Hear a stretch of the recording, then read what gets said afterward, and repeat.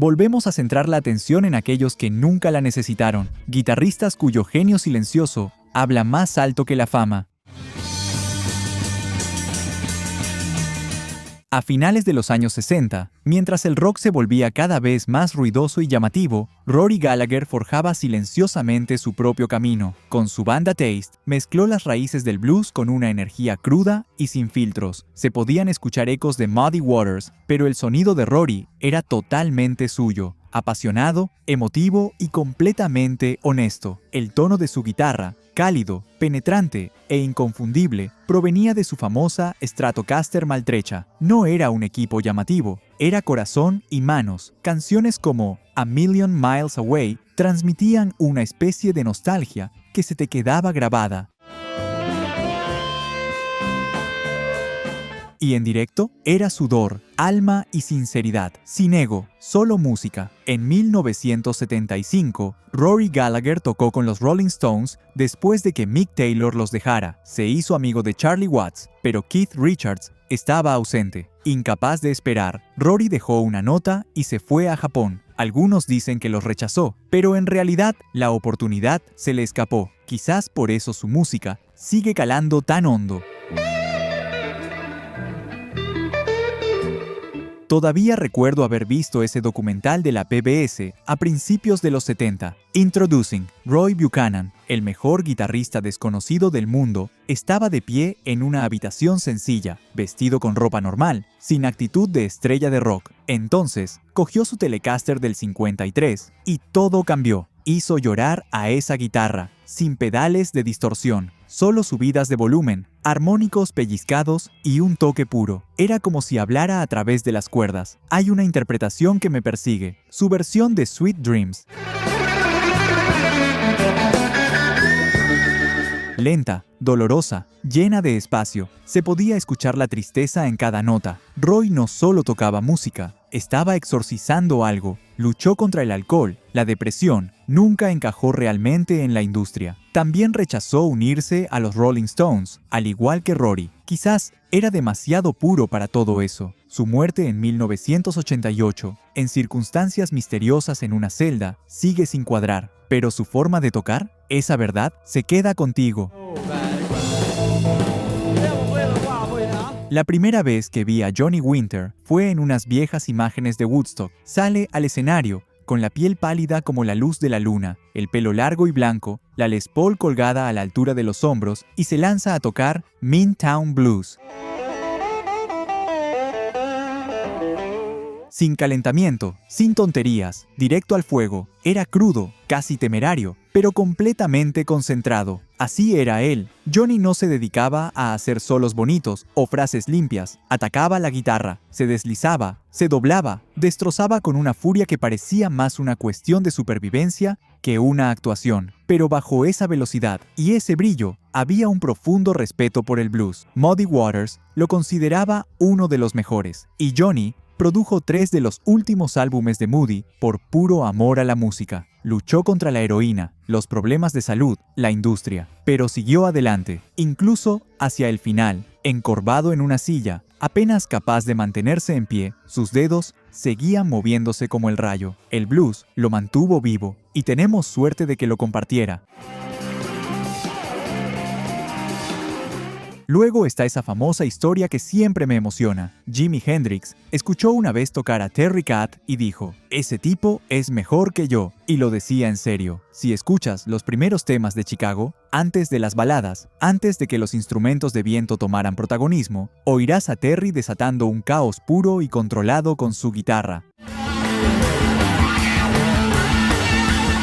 Toma 25, or 6/4. Ese solo no solo es demoledor, sino que respira, sube, baja y te golpea en el pecho. Usaba una Fender Telecaster con una pastilla Gibson Humbucker metida ahí, y de alguna manera conseguía que sonara como ambas. Se podía escuchar soul, jazz, incluso a Hendrix en su fraseo, pero siempre salía Terry. Si ves un vídeo de Chicago en Tanglewood en 1970, verás a Terry tocando un solo con una mano en el mástil y la otra agitando en el aire, como si estuviera dirigiendo electricidad, sin pedales, sin trucos, solo sentimiento. No era pulido, Pero tío, estaba vivo. Ese momento se me quedó grabado. Si te ha impactado como a mí, déjalo que se quede. Dale a me gusta y suscríbete.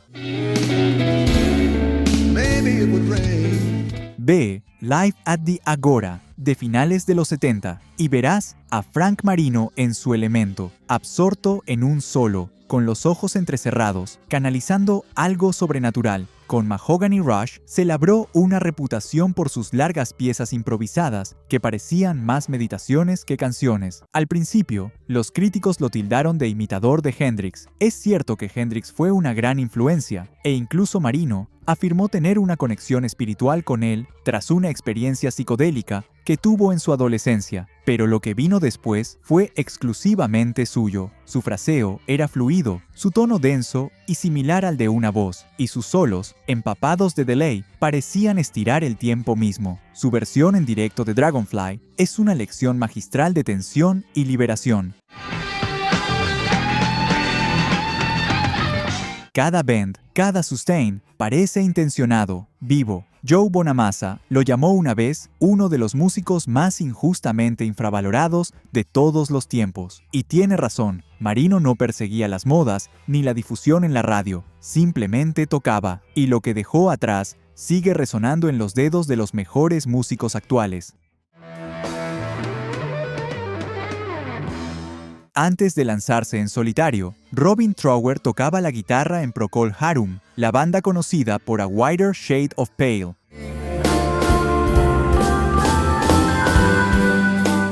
Pero Trower no estaba allí por el pop barroco, buscaba algo más profundo, algo más pesado. Cuando se lanzó en solitario, esa visión se hizo realidad. A mediados de los 70, el rock guitarrero era ruidoso, rápido y lleno de bravuconería. Trower tomó el camino contrario. Su álbum de 1974, Bridge of Sighs, no era una explosión de ruido, sino una lenta deriva hacia el estado de ánimo y la atmósfera. Su tono, denso, líquido, empapado de univibe, te envolvía como el humo. Temas como Daydream y Two Rolling Stoned no necesitaban velocidad, tenían alma. Trower no tocaba para impresionar, tocaba para expresarse. En una época en la que todo el mundo quería ser el más ruidoso, Robin hizo del silencio y el espacio parte de la música. No gritaba, susurraba, y aquellos que realmente escuchaban oían algo inolvidable. Como guitarrista de Yes, Steve Howe no solo tocaba la guitarra, sino que abrió texturas completamente nuevas en el rock progresivo. Introdujo estilos acústicos, eléctricos, clásicos y de cuerdas de acero, a veces todos en la misma canción. Lo que aportó a Yes no fue solo habilidad técnica, sino también imaginación. Tomemos como ejemplo The Clap, una pieza acústica en solitario, grabada en directo.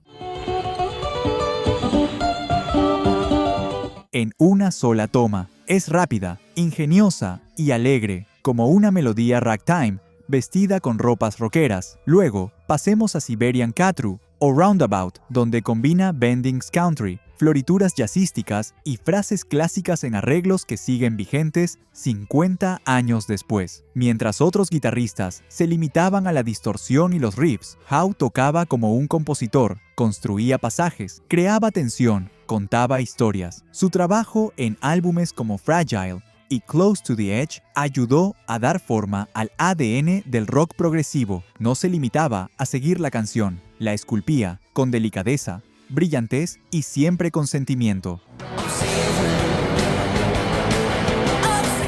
Alex Lifeson siempre ha sido el artesano silencioso detrás del imponente sonido de Rush, mientras Neil Peart escribía las letras y Geddy Lee dominaba las voces agudas y las líneas de bajo. Lifeson estaba allí tejiendo partes de guitarra que daban a la banda su profundidad sonora. No competía por el espacio, sino que se labró el suyo propio. Las primeras canciones, como Anthem y Working Man, tenían garra y fuerza, pero a medida que la banda maduró, también lo hizo su enfoque. Para cuando llegaron a álbumes como Moving Pictures y Hemispheres, Lifeson había desarrollado un estilo arraigado en la atmósfera. Su uso del coro y el retardo se convirtió en su sello distintivo, añadiendo amplitud y textura que elevaban cada tema. En Limelight, su solo se eleva, pero nunca eclipsa. Encaja, esa era su genialidad. Nunca necesitó llamar la atención para impresionar, y tal vez por eso tantos guitarristas lo admiran. Lifeson no solo tocaba la canción, sino que construía el espacio en el que ésta vivía. Michael Schenker tenía solo 17 años cuando tocó la guitarra principal en el álbum debut de Scorpions, Lonesome Crow, publicado en 1972. Incluso a esa edad, su tono y su fraseo estaban muy por encima de lo que cabría esperar de alguien tan joven. Cuando se unió a UFO poco después, se convirtió en el motor de algunos de sus trabajos más emblemáticos. Su solo en Rock Bottom, especialmente la versión en directo de Strangers in the Night, sigue considerándose un hito en la guitarra hard rock. El estilo de Schenker se basaba en el equilibrio. Tenía una velocidad vertiginosa cuando era necesario, pero lo más importante es que tenía gusto. Su sentido melódico, su vibrato suave y su control dinámico daban a sus solos una calidad narrativa. Se podía seguir el arco. Después de UFO, formó el Michael Schenker Group, donde siguió evolucionando, mezclando influencias clásicas con el rock pesado con precisión. Schenker no solo tocaba la guitarra, sino que esculpía momentos. Cada solo contaba una historia, y eso es lo que lo distinguía. Buck Dharma, cuyo nombre real era Donald Roser, fue el genio de la guitarra detrás de Blue Oyster Cult, activo desde la formación de la banda en 1971, mientras que el grupo construyó su mística sobre letras crípticas e imágenes inquietantes. Buck fue el artífice de sus melodías más memorables. Su solo en Don't Fear the Reaper, en 1976, es inquietantemente perfecto, sutil, melódico e inolvidable. Demostró el poder de la moderación en una época de excesos. Sus primeros trabajos, como Then Came the Last Days of May, de 1972, revelaron un toque sensible y cinematográfico. Mientras que Godzilla, de 1977, demostró que podía rockear con fuerza y precisión. A lo largo de todo ello, Buck mantuvo un perfil bajo, dejando que la música hablara por sí misma. A diferencia de muchos de sus compañeros, Buck nunca abandonó la banda. Llevó a Blue Oyster Cult a través de las décadas, continuando con las giras y las grabaciones hasta bien entrados los años 2020. Todavía activo, todavía en forma, Buck Dharma sigue siendo una de las voces guitarrísticas más duraderas y subestimadas del rock. Estos músicos no buscaban la fama, buscaban el sentimiento, el tono y la verdad. Sus nombres pueden ser menos conocidos, pero sus guitarras siguen resonando en cada nota que apreciamos.